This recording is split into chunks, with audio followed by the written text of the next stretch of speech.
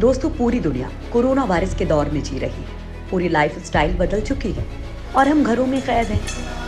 जीवन की रफ्तार मंदी पड़ चुकी है, लेकिन इस बुरे दौर के बीच हमें एक पॉजिटिव चीज दिख रही है और वो है प्रकृति। पृथ्वी अपने घाव फिर से भरने में लगी है।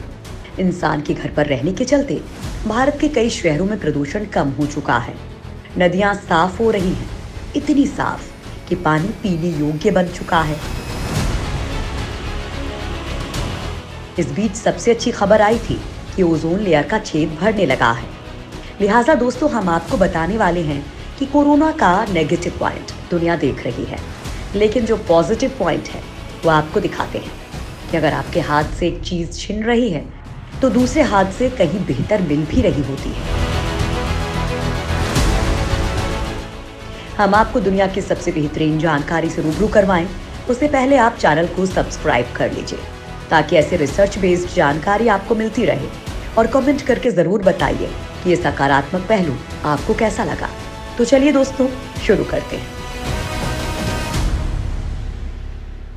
नंबर 1, साफ हो रही है धरती की हवा। भारत में लॉकडाउन के चलते हवा काफी साफ हो चुकी है।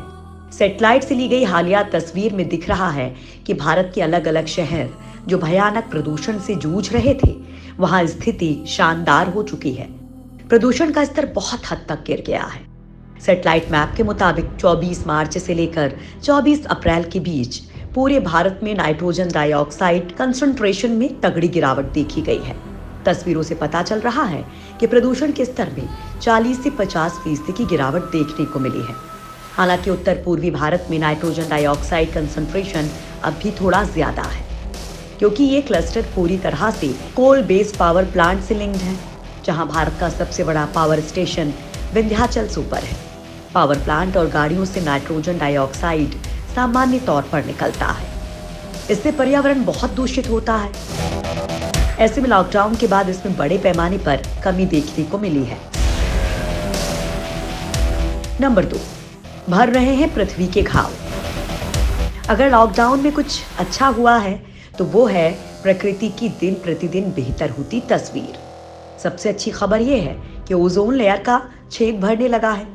इस बात की पुष्टि करते हुए साइंटिस्ट ने बताया कि आर्कटिक पर 1 मिलियन वर्ग किलोमीटर चौड़ा छेद अब बंद हो गया है। सबके लिए हैरानी वाली बात है ये, क्योंकि बचपन से लेकर अब तक इस ओजोन के बारे में हमेशा चिंता वाली बातें ही सुनते आ रहे हैं।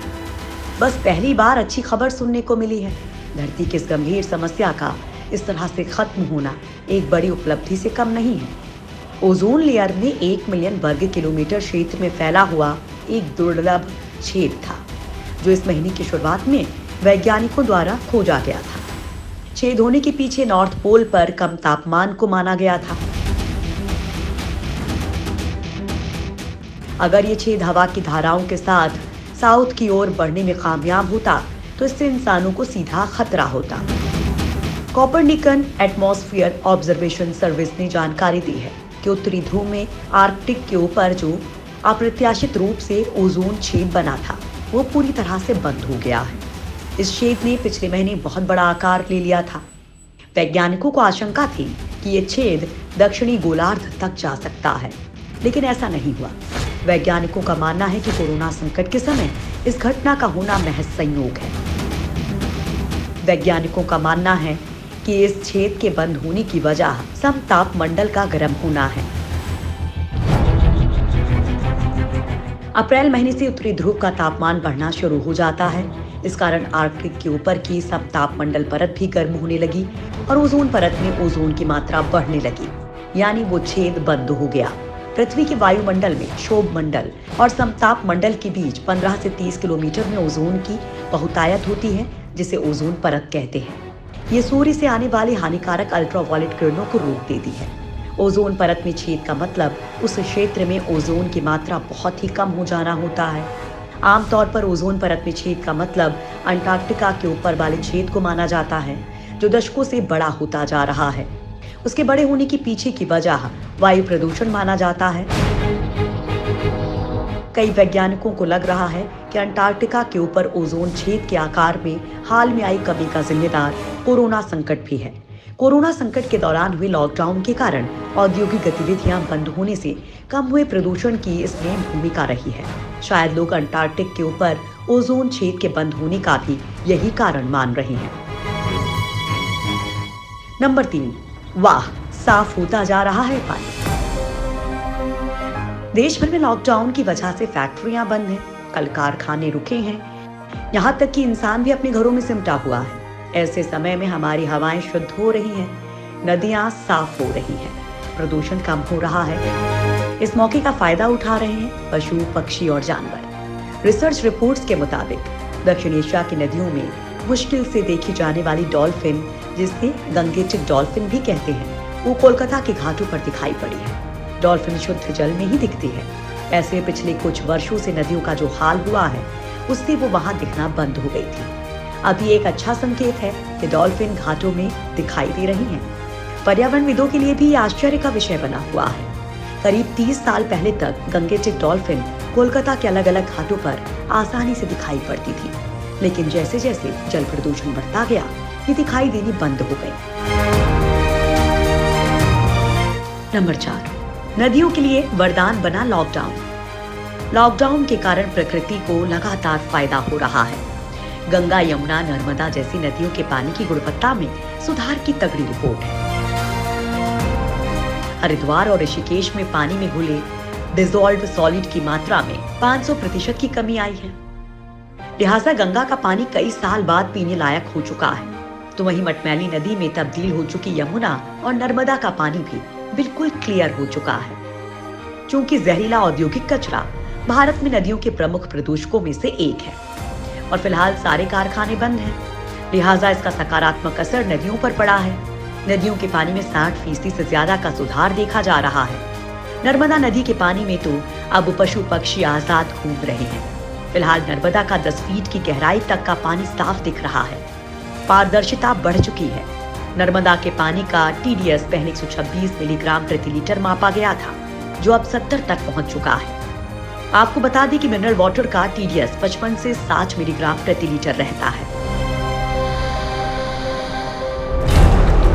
नंबर 5, नासा ने बताया साफ हुआ देश का आसमान।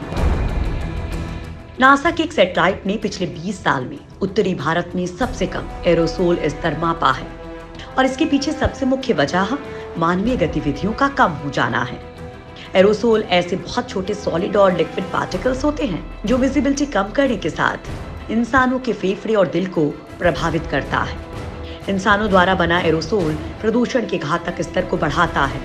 इंसान फसलों को जलाकर, जैविक ईंधन जलाकर ये पैदा करते हैं, जबकि ज्वालामुखी, जंगल में लगी आग और आंधी आदि से प्राकृतिक एरोसोल पैदा होते हैं। नासा ने मैप के जरिए इस स्तर को दिखाया है। इसके लिए साल 2016 से 2020 के मार्च 31 से अप्रैल 5 तक की अवधि में तस्वीरें ली गई हैं। एरोसोल ऑप्टिकल डेप्थ के डेटा को नासा की टेरा सैटेलाइट के मॉडरेट रेजोल्यूशन इमेजिंग स्पेक्ट्रोरेडियोमीटर यानी कि मॉडीज द्वारा लिया गया है। नंबर 6, 75 साल में पहली बार साफ निर्मल धरा।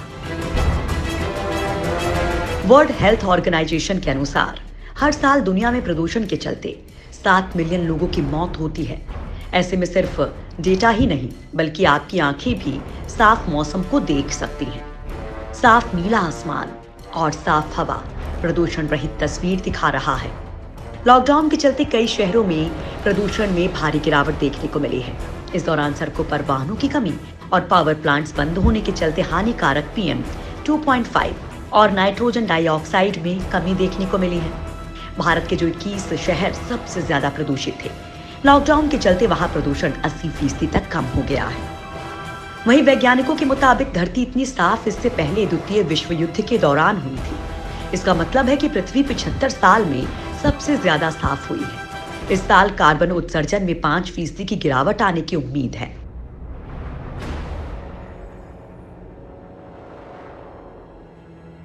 नंबर 7, मुंबई में दिखाई दिए हजारों फ्लैमिंगोज।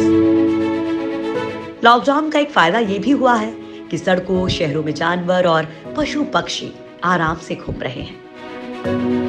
फिर चाहे वो साउथ अफ्रीका में जंगल से बाहर आराम करते सोते शेर हों या फिर मुंबई के बीच के पास दिखाई दी गई डॉल्फिनों। जानवरों का इंसान का यूं घर पर रहना काफी पसंद आ रहा है।